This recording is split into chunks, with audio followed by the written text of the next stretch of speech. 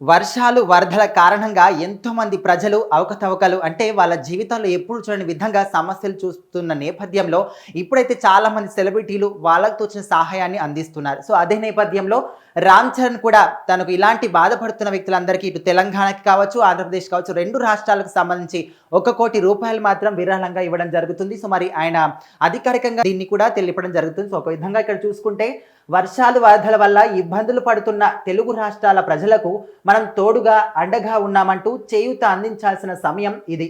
నా వంతు బాధ్యతగా ఏపీ, తెలంగాణ రాష్ట్రాల సీఎం రిలీఫ్ ఫండ్కు ₹1,00,00,000 విరాళంగా ప్రకటిస్తున్నాను. తెలుగు రాష్ట్రాల ప్రజలు ఈ పరిస్థితి నుంచి త్వరగా బయటపడాలని దేవుణ్ణి ప్రార్థిస్తున్నాను అనే విధంగా అయితే తను మాత్రం ₹1,00,00,000 విరాళాన్ని ప్రకటించాడు. సో తన వైపు చూసుకుంటే తన తండ్రి మెగాస్టార్ చిరంజీవి కూడా ₹1,00,00,000 ప్రకటించారు. ఇంకోవైపు ఎన్టీఆర్ కావచ్చు, ప్రభాస్ కావచ్చు, అల్లు అర్జున్ ఇట్లా ప్రతి ఒక్కరు కూడా వాళ్ళకు తోచిన విరాళాలను కూడా అందరికీ అందించారు.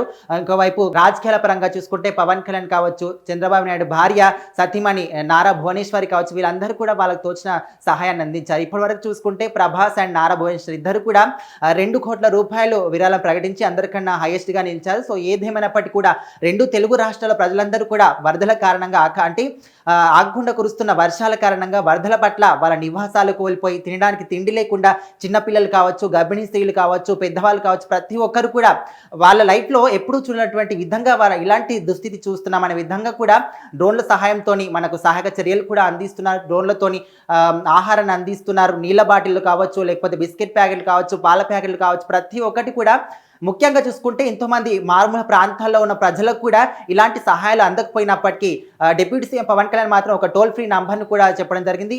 అంటే ఎవరైతే సహాయం అందలేని వాళ్ళు ఉన్నారో వాళ్ళు ఈ నంబర్కి కాల్ చేస్తే అధికారులు అక్కడికి వెళ్ళి వాళ్ళకి సహాయం అందించడం కానీ, సురక్షిత ప్రాంతాలకు చేర్చడం కానీ ఇలాంటివన్నీ కూడా చేస్తారు. సో మరి ఇక్కడ చూసుకున్నా కూడా ముఖ్యంగా మనకు సీఎం చంద్రబాబు నాయుడు కూడా స్వయంగా ఆయన వెళ్ళి సహాయం అందించడం కానీ ఇలాంటివన్నీ కూడా చేస్తున్న నేపథ్యంలో చాలామంది కూడా సినిమా సెలబ్రిటీలు అందరూ కూడా వాళ్ళకు తోచిన విరాళాలు అందిస్తూ ఉన్నారు. సో ఎవరికి ఎలాంటి కష్టం వచ్చినా కూడా మన తెలుగుకు సంబంధించిన వాళ్ళు, సినీ ఇండస్ట్రీకి సంబంధించిన వాళ్ళు కావచ్చు, రాజకీయ నాయకులు కావచ్చు, ఎప్పుడు కూడా ముందుంటారని చెప్పుకోవచ్చు. సో అదే క్రమంలో ఇప్పుడు రామ్ చరణ్ కూడా ₹1,00,00,000 కూడా విరాళం అందించడం జరిగింది.